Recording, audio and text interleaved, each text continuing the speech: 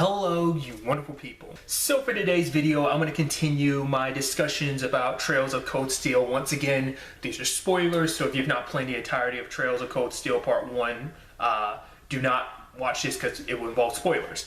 Obviously picking up, some of the stuff I was bringing up yesterday. Obviously, I got across a point about, obviously the complicated nature of, the nobility versus commoners, and that being a major through line. Obviously, I use Machias and Uses as an example because they're kind of like a representation of that, back and forth amongst Class 7. But obviously, that's an actually interesting, complicated aspect of not just this game, but obviously it's a big part of the Cold Steel series in general, because obviously the issues of the class system is something, and that's part of, once again, the whole thing about Class 7 is obviously they saw representation of that constantly throughout the course of the games, because even in the first, in Cold Steel 1, it's the whole thing in Celtic. Obviously, you can't forget those two people from the market being shut down by officers from the Croizen, because I had to think about it for a second because I always pronounced it differently before I heard it in English, but it's a Croizen province. A lot of those soldiers and stuff like that, they're the ones that orchestrated a lot of stuff. Obviously, we know that the Imperial Liberation Front was behind that,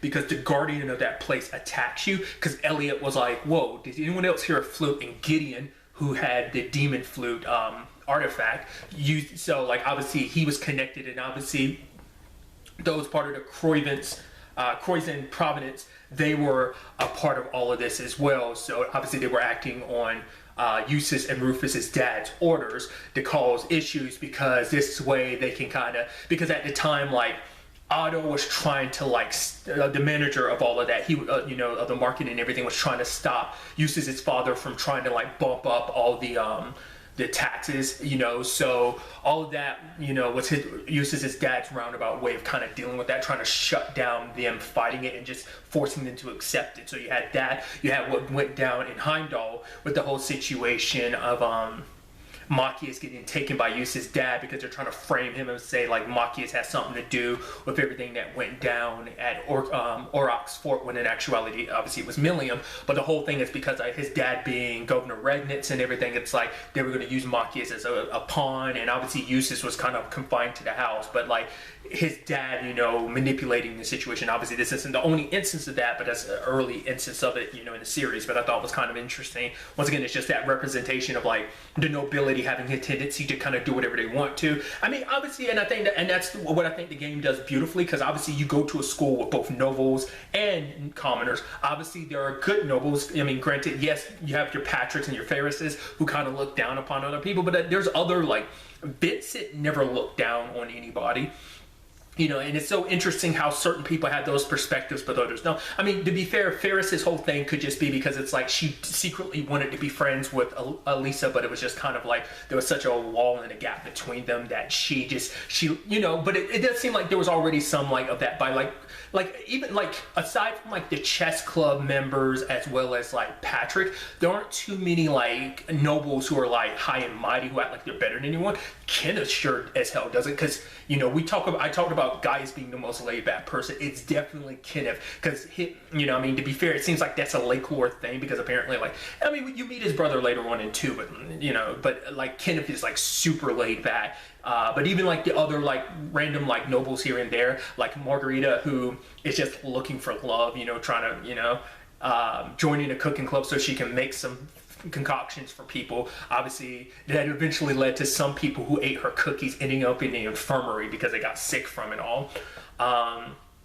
But there are, obviously, like I said, there are good nobles. Obviously, a kind of interesting element to that story is also, let's not forget Alan and Bridget's complicated thing, because obviously Alan had feelings for Bridget. I actually thought that was actually kind of a sad yet, sweet storyline, because, he kind of pushes her away because he feels like he doesn't deserve to be close to her. She's unaware about how he feels, so when he's just not trying to be around her, she's like, oh, let's do this. She's like, no, I'd rather not. And it's and then he's kind of, at one point in the game, he says some very harsh things to her, which is messed up. But, after a quest with Reen, he kind of realizes he was pushing her away, getting mad because he was frustrated because obviously Patrick had defeated him, and Patrick was holding that over his head, kind of being all high and mighty. Obviously Patrick was kind of upset because obviously that eventually changed a little bit because Patrick got defeated by Reen in Class 7, but also he felt embarrassed because he said all that shit about their class, but Gaius kind of stepped up and kind of said something and kind of defended everyone in his classroom, which he was like,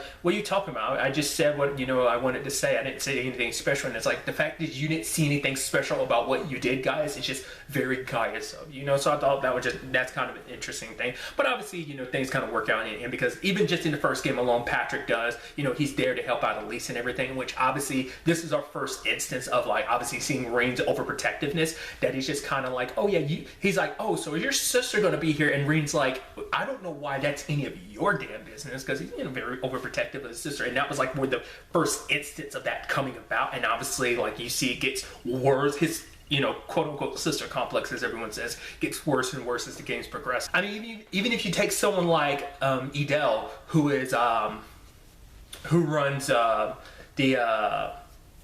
gardening club, obviously like her always kind of looking after both Vivi and Fee in particular, like she kind of showing, she's much like Kenneth, how Kenneth is only focused on fishing. She's kind of focused on gardening, but she's also there for people as well. So she's a little more focused on like the human element more so than even Kenneth is, because Kenneth kind of has a blind spot to that. There's also, is it Fidello? He's the dude who runs the photography club. He kind of keeps Rex in place because Rex has got his whole thing about taking pictures of ladies. That's all he's obsessed with. Even though he's a great photographer, he's just obsessed with taking. And I think there was even one point where Reen was like, oh, you'd almost think there were no guys that went to this school because all you do is take pictures of the ladies. But there's also the one that's the head of the fencing club. I always like put her name, I think it's Fridel, I think. I always feel like I confuse her and the dude who are the head of the photography club. I forget their, I flip their names a lot in my head, but obviously she's almost got like a sadistic side of herself as well, because like when it comes to being a swordsman and stuff like that, so it's just interesting in the grand scheme of things. But obviously it's not just them, like obviously like going to Legram is kind of a great example of showing you just like, because obviously that's where Duke Cayenne shows up with Leo and Zeno for the first time, because obviously he comes because he wants Victor on his side, because obviously, we kind of learn about it, you don't really find out about it until 2, but obviously it's like, this is the precursors of like him trying to gather up all the nobility on his side before everything kind of goes down at the end of the game. But it's like, that was his way to kind of, try and get an the Arcade on the Radiant Blade Master on your side. But obviously Victor, much like Reen's adopted father, Teo, he's one of the nobles that tried to abstain and not get involved. Obviously, because he tells Reen like, oh yeah, your dad's very much a neutralist like me. He wants to try not to get too involved in, picking a side in this regard. Obviously, the Courageous kind of plays a role in all of that as well. And speaking of the Courageous, I haven't talked about the fact is obviously like, Oliver, Arena, Governor Ragnitz, as well as Rufus all being part of connected to the reason why Class 7 being a thing. More so than anything, it's Oliver's baby, because him being, the debaucherous prince. And obviously everyone, once again, that funny thing about like everyone, when they meet him not being who they thought he was, because he's like, oh, maybe I should rip off my shirt and enter playing music. It's like, but despite all that, like he's very sincere when he sits down with the class and talks to them about what he wants the future to be, why he made Class 7 a thing, him believing that they could be basically the next generation, that they could correct a lot of the mistakes that maybe the adults have made, that you could be this new wind that comes in that kind of changes everything. Obviously, there's the whole Alphen situation, her constantly teasing Elise about her feelings for Reen, but even then, like she was saying the whole thing about wanting Reen to be her dance partner, obviously that being like a thing that kind of continues over and throughout, but even her kind of, being fascinated by Reen just because of all the things. Obviously, this is like she only has like a small introduction to him, I think, yeah, because they meet again at the festival at the end of the game, so they've had moments here and there, but like not too many in the grand scheme of things, but regardless. One of my favorite things from Legram, though, it's just a small bit, is the 3 girls that are obsessed with Laura, because they show up at the festival too, but they're the 3 girls that like are in love. There's one in particular, the smallest one, I think her name's Chloe, if I remember correctly. She's the one that's like, really hates the others. So like when the guys are in your party, they're like, oh, like, it's like, I forgot if it's the first game or the second game, but she gives you dishes for like Laura, but then she also gives you terrible dishes, kind of some, you know, for like the guys in the party or whatever. I thought was just kind of interesting, but it's just like she amongst anyone is very blunt about how she feels about things, like how she feels about Laura, but not liking any of the guys in the party. I just thought that was just kind of interesting, because even she never really has any other they don't really have any other interactions with the ladies in the party. It's just, well, I think she might say something about Emma. Once again, that might be game 2, if I remember correctly. But regardless, since I did bring it up earlier, I do like how they go about it in the first game. Kind of get, like, obviously letting you, like I said, with Class 7, you're seeing kind of like the issues around Arabonia, but also at the same time, like those issues being elemental, like they're being through lines throughout the entire game, but they were just kind of the spark of like something more. Obviously what that ends at the end with the whole reveal with Vita as well as Blue Blanc. Obviously, like, they tracked him down in Heimdall because there's a, you know, a quest where you reveal like, oh, Blue Blanc, you're actually Phantom Thief B. The fact of the matter is, like, I figured you'd probably come back to the crime and stuff like that, scene of the crime and everything, that you'd probably be watching, because obviously he sends you on that witch hunt early. There's even an element of the fact is that, like, obviously you meet him in Bereahard, which that's also kind of tied because there's that quest where that guy wants a dryad tear because he wants to use it as an engagement ring or wedding ring, but then like that noble buys it off him. So that's another example of like, yeah, the guy got paid for it, but it was more of a thing of like, yeah, when a noble asks you for something, you kind of don't, you're really not in a position to kind of turn it down.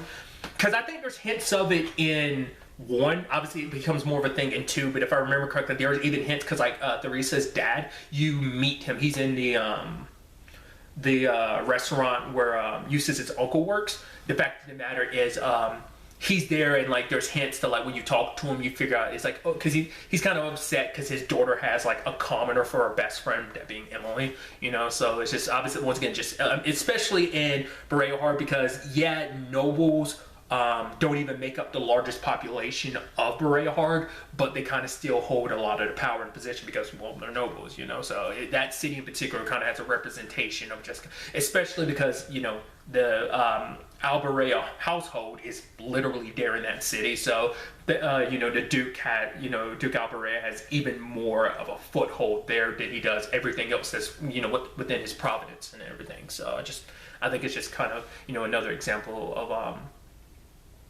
all that. But since I did bring up the whole Vita thing, I thought was kind of interesting because, like, once again, Celine and Emma basically are kicking themselves because they didn't realize, like, wait, Misty's been here the entire time. Like, we've been looking for, well, Vita, we've been looking for her the entire time. And obviously it's like, you get a hint of that when, like, Reem comes back. Because when they bump into each other, she's like, oh, tell those two I said, hey. And he's like, who were those two she was talking about? But then also, like, Emma smelled the lavender on them, and it's like, no, she's like, it couldn't be. I think that, because it's something that comes back in 3, but it seems like the lavender thing in particular comes from their grandmother. So I think that's kind of an interesting element to it. But like, obviously Emma is like, no, there's no way she could just be here, right? Like, you know, because obviously everything going on at the school is partly what Emma's, you know, dealing with, but also she was looking for her sister Vita the entire time as well. So, you know, there's angles to all of that. To me, what I think is one of the biggest surprises of the game, aside from like the C reveal, obviously like I brought up before, the whole thing with Crow, aside from that, I think the whole Divine Knights thing is probably the most interesting aspect, because I feel like that kind of comes out of nowhere, because you see what a lot of warfare looks like. Obviously you see that at Guerrilla Fortress and everything, but obviously it's more of a tank battle and stuff like that, but it's not until like the end where it's like, oh, like Divine Knights and Soldats kind of get introduced. I mean, it's so interesting that that's at the tail end of the game, where it's like obviously the Soldats invade, you know, Trista. It's even sadder because obviously that all went down literally after the summer festival. It's like, oh, things are all fun and everything, but then it's just kind of like a like shit. Obviously it didn't last forever. They didn't get to have, you know, that fun forever. If you are curious, like, oh, like my second time through I danced with Elise, but my first time through it was Alyssa. Like, Alyssa's my go-to. Like I said, the game kind of puts them together, so they already had that chemistry, and it's very apparent throughout the entire game. I mean, like I said, it's the most overt relationship they kind of push towards, even though it's never official, but even then it's technically canon. Because of that, once again, I'm one of those people who leans into what is potentially like the canonical relationship. Like, for example, playing Final Fantasy X over again, like I talked about it like you could get close to any character, but I always made sure to have Titus talk to Yuna first, because like obviously I know that's the canonical relationship, because they obviously are in a relationship. I mean, eventually it gets to that point. Obviously, they literally had a whole underwater, makeout session. My whole point was just the fact of the matter is that tends to be the one I kind of go for. I went for it in 2. That was the first one I did in 2. If you're curious, the second one, my second time through 2, I did Alpha. And obviously 3, it's worked in a way where you can obviously like knock out a lot of those without even having to reload your save. You can knock out a lot of the bonding trophies like in one playthrough alone, just because of the way things are set up in 3. But once again, neither here nor there, just kind of, since it was on my mind, I figured I'd talk about it. But yeah, it's just, the whole point I was making is just like, I wasn't expecting things to go to mechs. That was kind of an interesting situation, like finding out like Valimar at the bottom of the old schoolhouse, and it's like, what's this all about? And it's so interesting, and I'm surprised it's never turned into an issue. I'm surprised it doesn't come up more. Like, I think Crow technically being a Awakener, he's technically a secondary, because you would think that Valimar would have brought that up of like, because even Selene talks about it later on. She didn't realize that he was an Awakener, the Azure Awakener, while, Ring ends up being National Awakener. But the fact of the matter is, I'm surprised, like, when Valimar scanned everyone to be like, oh, these are the secondary contractors, like the other members of Class 7, because even Sarah kind of falls under that. Like, obviously that becomes a thing in 2 as well, that she is a contractor as well. But it's like, I'm surprised, like, it never comes up. Maybe this comes up in 4. I don't want any spoilers, obviously, but it makes me wonder, like, is there an instance where Crow acts as a secondary comment? Because I wonder, does him being a Awakener overwrite? Like, because Valimar never said anything in the first game nor the second game about, like, but I guess at that point it's like, but no one ever brought it up in conversation about like, oh, you didn't realize he was one either, because I guess it's not something that you can really sense for, especially if he's, but you would think it would already be there, kind of known, considering by that point he already had Ordeem, because he's had Ordeem for the past 3 years, so it makes you wonder in the grand scheme of things. But it's like, and it's also interesting too, because that was our first instance of seeing like, oh yeah, the 8 leaves, one blade actually has an unarmed form, which like Ring never uses, because he always has his Tachi. So maybe that's something that comes up in the future as well. But like, he's never used an unarmed form outside of Valimar, I get there's never really a need to, because he always has his weapon on, his Tachi on hand. But still, it's interesting in the grand scheme of things. Obviously, like him having only just gotten, Valimar started piloting, he was quickly outmatched. Crow beating him, and the rest of Class 7 staying behind and be like, no, we got this, we got your back. Just get him out of here, Selene. So. And, especially for Rain, that being the last thing in the game where he feels like, no, my friends are in danger, let me go back, screaming for him to be able to go back, So it's a, kind of like I talked about before, it's like each of the games kind of has their sad endings. That one's sad, but obviously it just gets sadder with every game, but we'll get to that soon enough. So I just think that's interesting. I kind of don't want to end anything off on kind of like a depressing note, because immediately I was thinking about like, oh yeah, because there's other things like, Marakov, I always feel like I mispronounce his name. I know I do. Mint's uncle, which I also love Mint being like the big, clumsy person at the school, even during teaching, because they're during the festival, like she messes up or rather plays her instrument the wrong way, and everyone's kind of laughing because you have like a crowd of people trying to learn and everything from her. The reason why that kind of popped in my head is because at the very end, for one, it's like also interesting when you go to Roar, you meet her dad and her mom, Marakov's sister, Vanilla.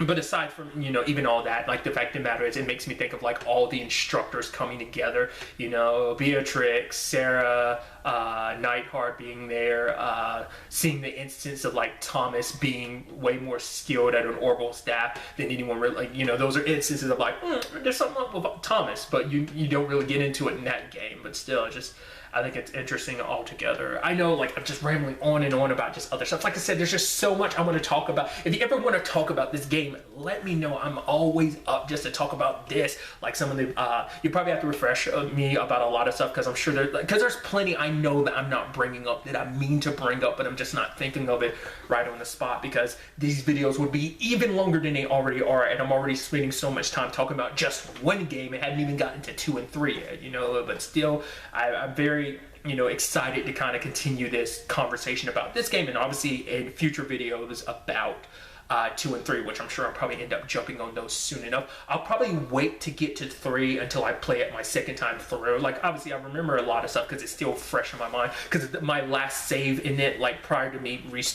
doing a second playthrough, was like early July is when I ended up beating it, so it's still only been like a month away. I mean, granted, I recently replayed the first game like a couple weeks ago, and it's still kind of slipping my mind some stuff here and there, but regardless, the fact of the matter is I'm excited to kind of continue talking about one, and then, like I said, eventually the other. So really, that's all I want to talk about. So the next time we meet, be happy, be safe, live life to the fullest, and enjoy it. Good day and goodbye.